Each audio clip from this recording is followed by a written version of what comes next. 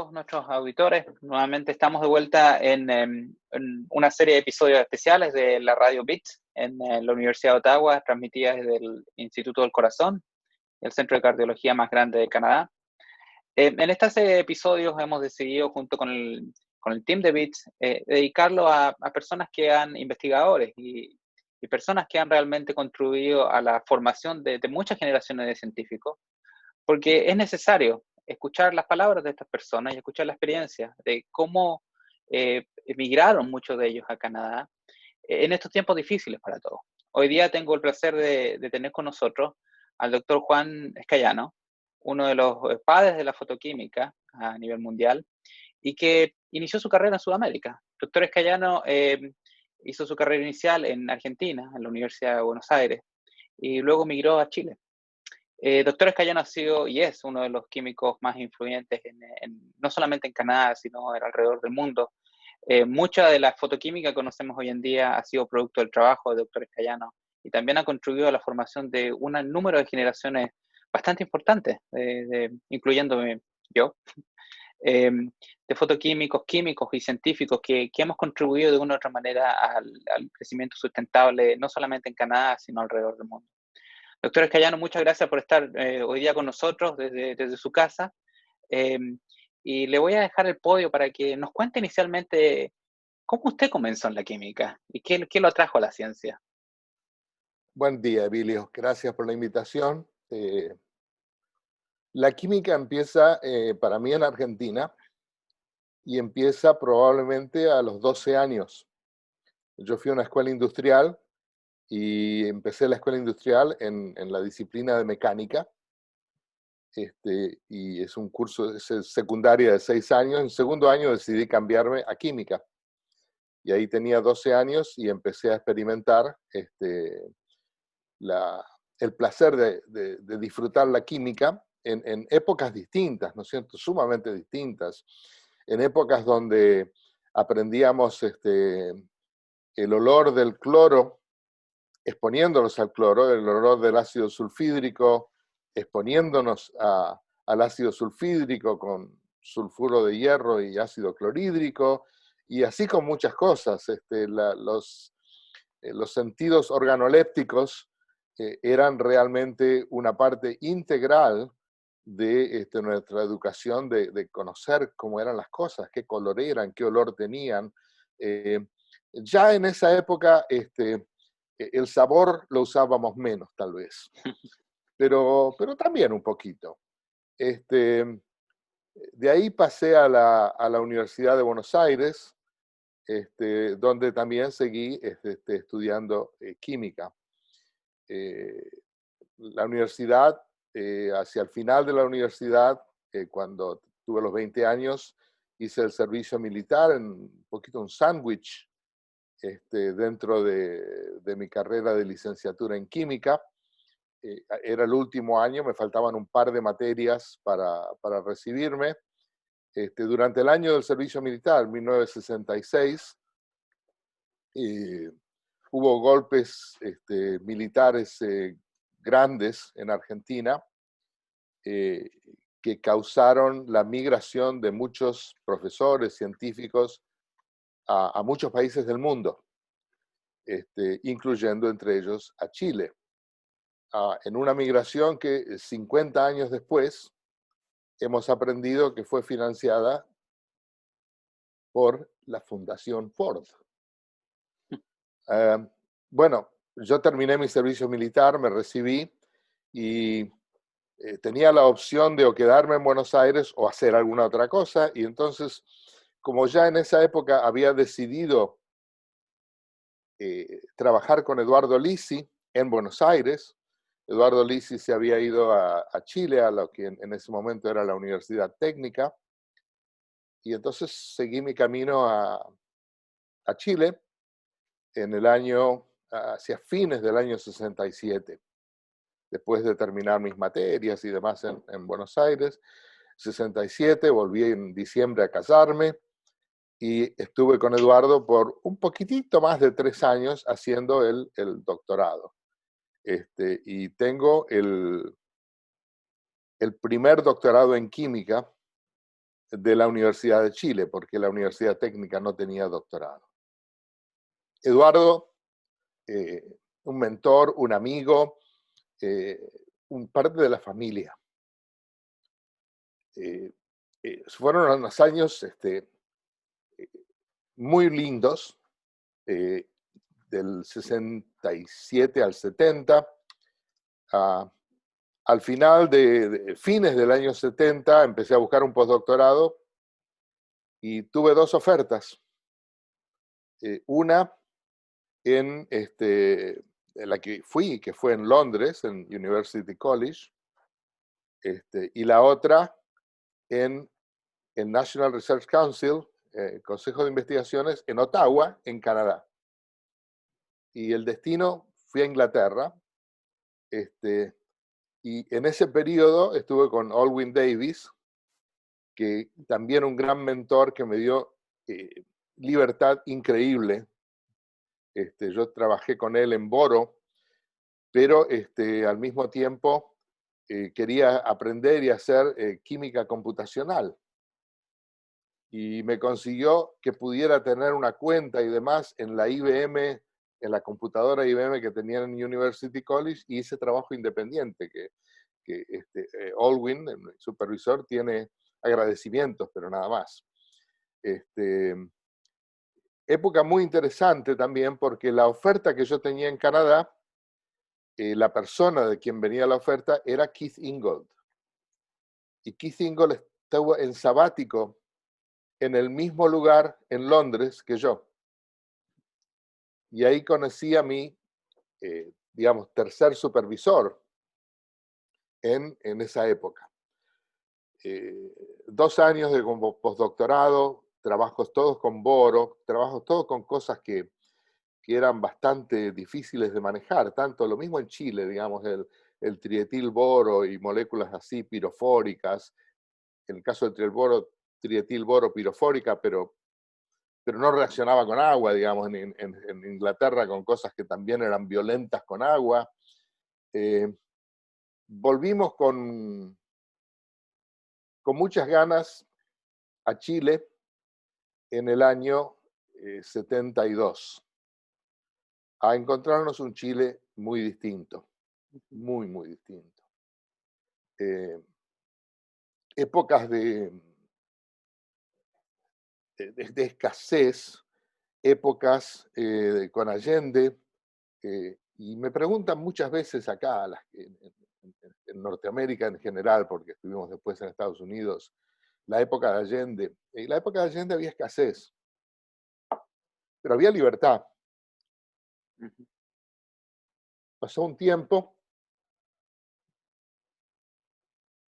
unos meses realmente, y se veía que algo venía. Y nos fuimos en abril del 73. Wow. Nos fuimos a Argentina, que siempre hacemos la comparación entre la sartén y el fuego. Claro. Porque pasamos a Argentina, donde cuando nació nuestra tercera hija, Adriana, en septiembre del 73. Una época que la reconocemos mucho, los chilenos más que otros. Y en el año, eso fui en Río Cuarto, en ese año, en algún momento,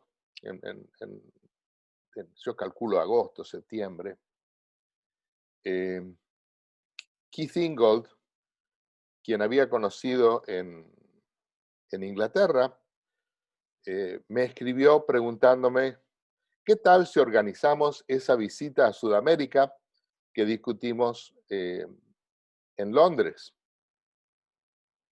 Y la respuesta fue, Keith, qué mal momento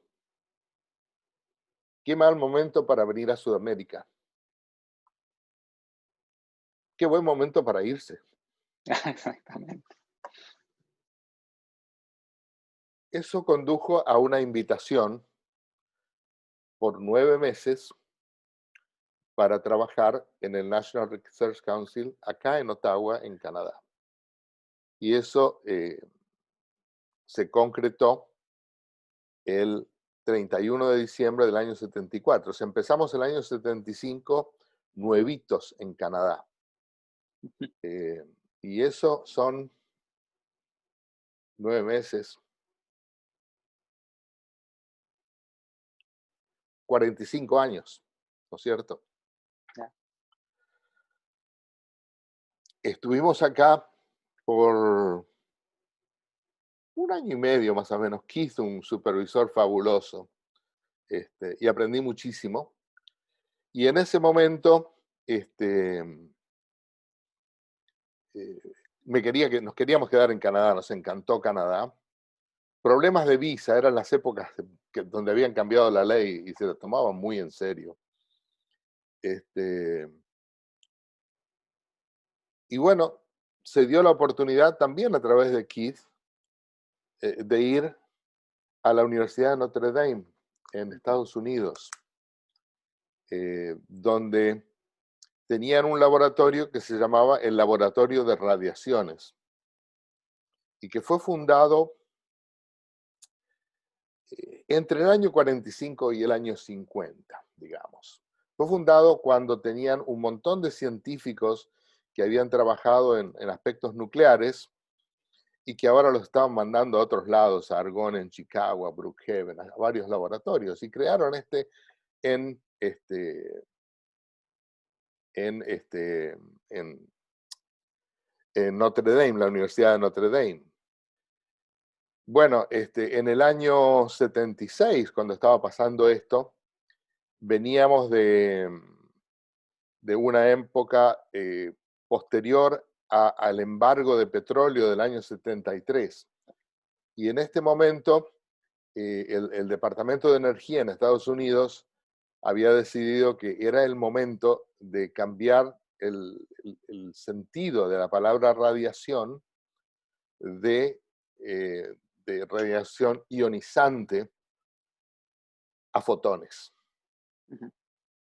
Y eso me consiguió el trabajo en Notre Dame, donde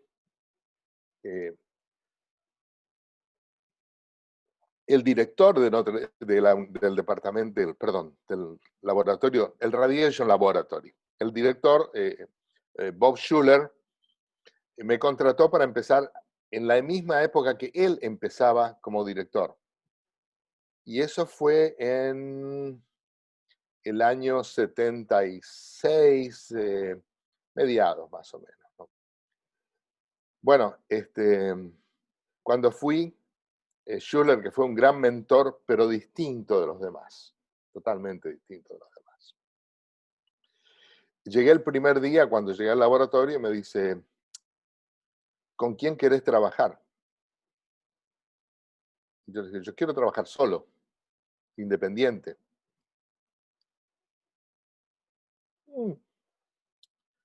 Lo pensó un poquito, no mucho, y me dice, te voy a dejar trabajar solo. Mira, sí, la fecha, dice, y si no da resultado en 1 año te echo. Ah.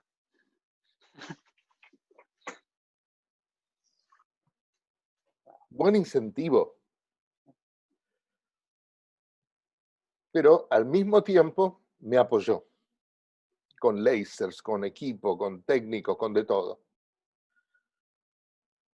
3 años después, se dio la oportunidad de volver a Ottawa, al National Research Council, y en el año 79 volvimos, y hace 41 años que estamos en Ottawa. Primero por 13 años, más o menos 13 años, en el National Research Council, el Consejo de Investigaciones, donde nuevamente ya, no digamos como iguales, pero casi iguales.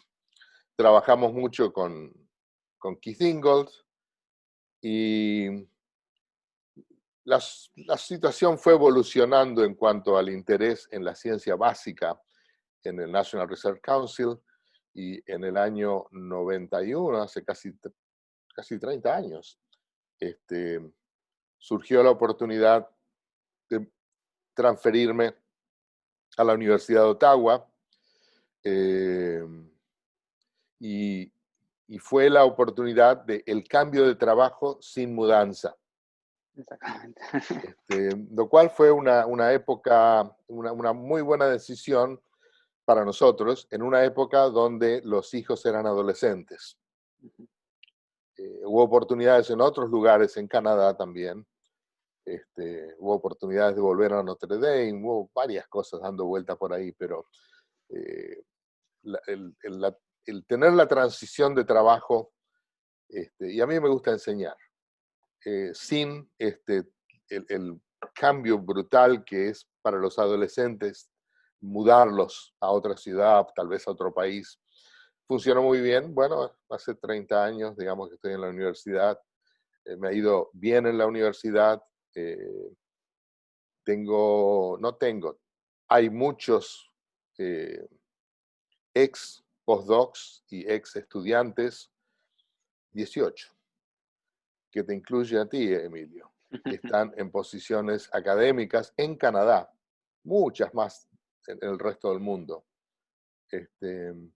Pero bueno, 18 profesores en universidades canadienses, que fueron o postdoc o estudiantes. Ha habido otros que han pasado en periodos cortos y demás, pero así con periodos extendidos, 18, que cubren todo Canadá, digamos, cubren desde Prince Edward Island, la isla, Yeah, hasta Victoria, ¿no es yeah, cierto? yeah.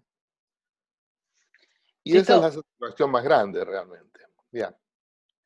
cuando uno piensa en el concepto de mentores, de gente que realmente contribuye a la formación de un profesional, uno tiende a pensar de que es simplemente la formación académica, pero también hay un componente de formación de la humanidad, de sentir de Ya. que hay gente que te muestra los valores que son realmente importantes, que es realmente lo importante en la vida. Y una de las cosas que yo he aprendido de ustedes, la familia, obviamente. Pero a lo largo de ese sentido, uno se encuentra más de un mentor. Y usted mencionó 4 o 5 personas. Ya. Usted, Y en son ese todos sentido, distintos. y son todos distintos, y no está mal tener gente que No, sea de diferentes backgrounds y gente que enseñe ya. a uno cosas diferentes. En ese sentido, ¿usted ha visto un cambio progresivo en lo que es el proceso como le llamamos nosotros, de mentorship?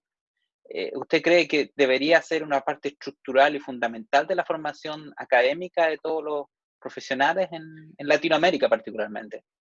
Eh, Creo que lo que tal vez uno aprende más a través de lo que falla, de lo que hace bien, ¿no es cierto?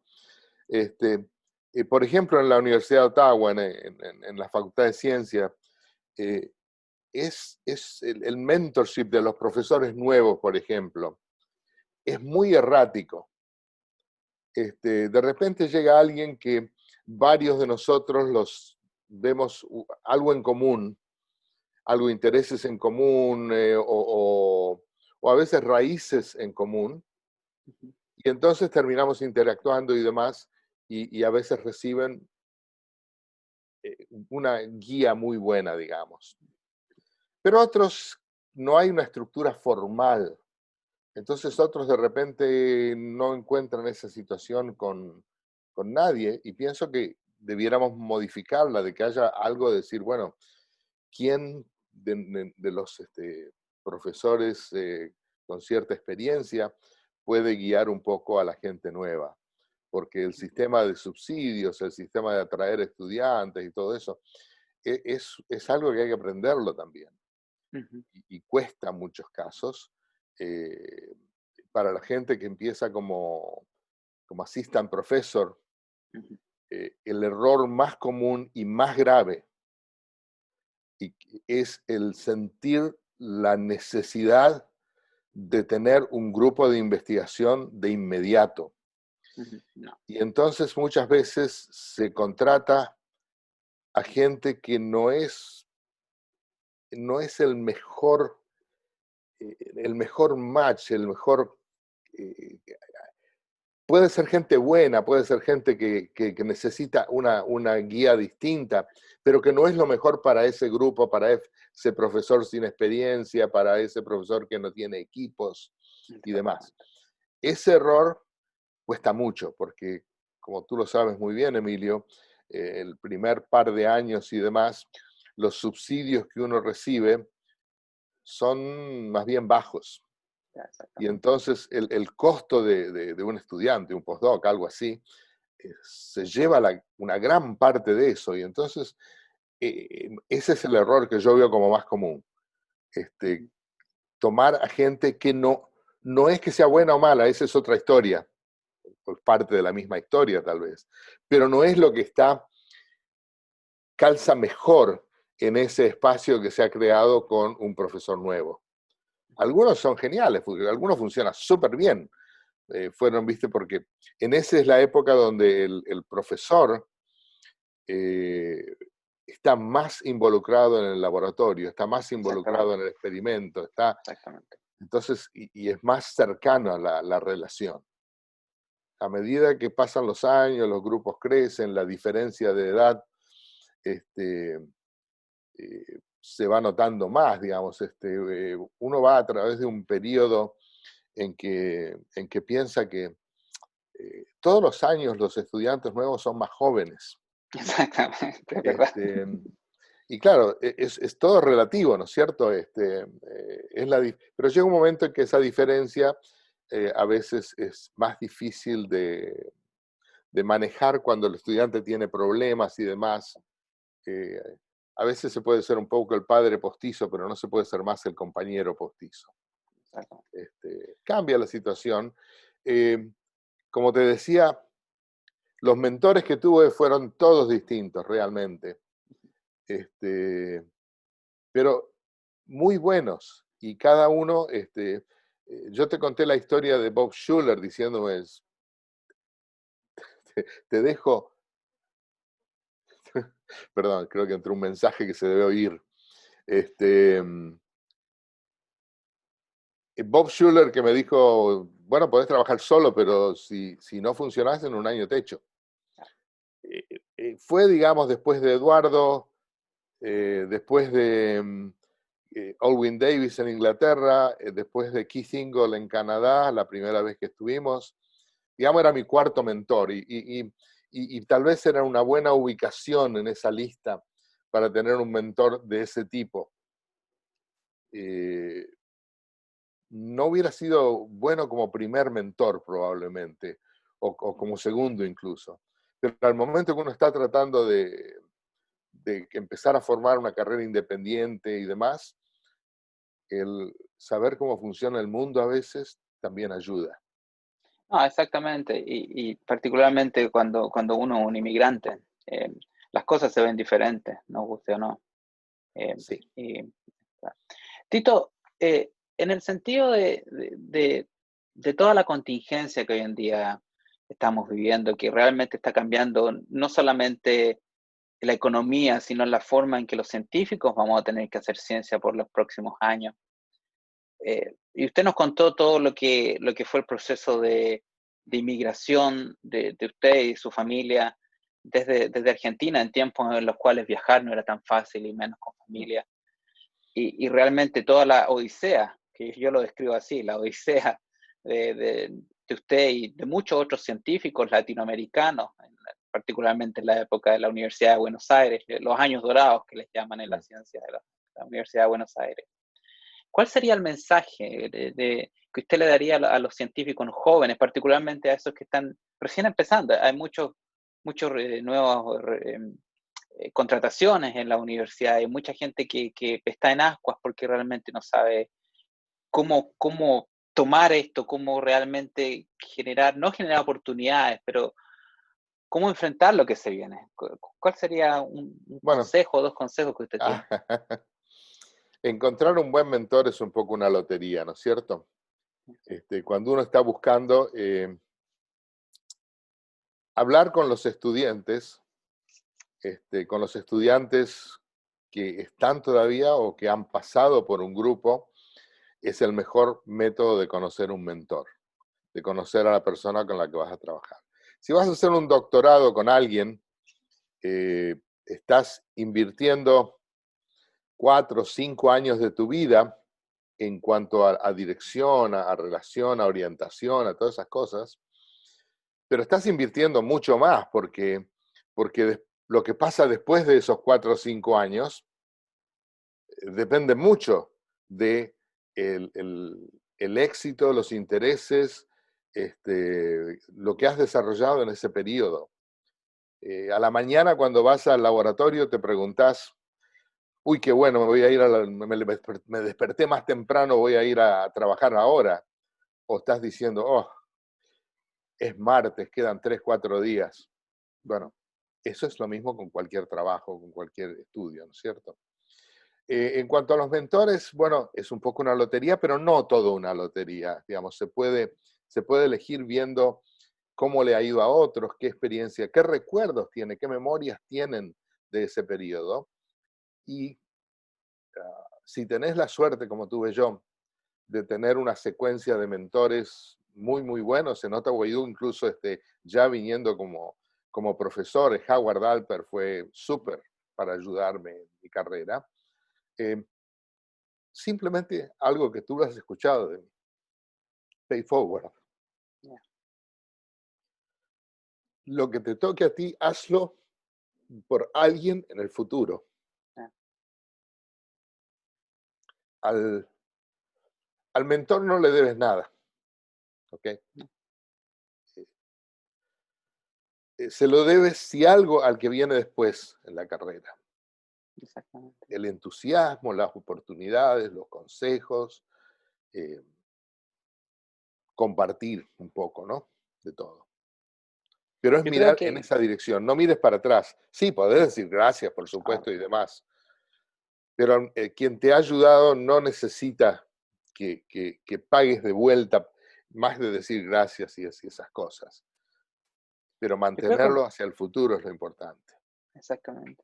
Yo creo que un poco todo lo que usted acaba de decir resume al concepto de construir comunidades científicas. Un poco Ujú. lo que usted junto con el gran grupo de Argentina, Río Cuarto, la gente de Córdoba, la gente que, bueno, de una u otra manera han estado en Alemania, Silvio Braslavsky, Frank Kina, todos construyeron a través de los años comunidades en las cuales existe una colaboración y el sentido de ayudarnos, de ayudar a los países a que crezcan y también ayudar a los científicos jóvenes. Yo creo que más ahora que nunca tenemos que construir comunidades que crucen las fronteras para que la ciencia realmente sea el futuro sustentable de la economía y del crecimiento saludable de muchas economías que hoy en día están en crisis. ¿Qué opinan ustedes?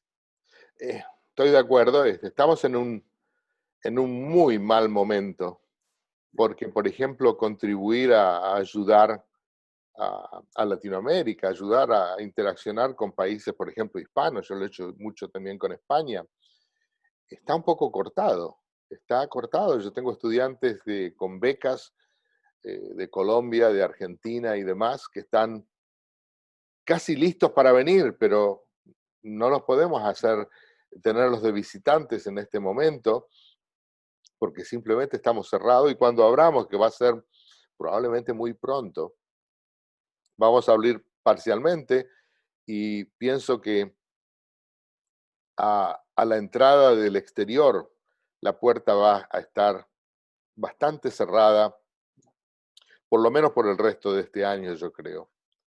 Este, sí se pueden hacer cosas y estamos haciendo cosas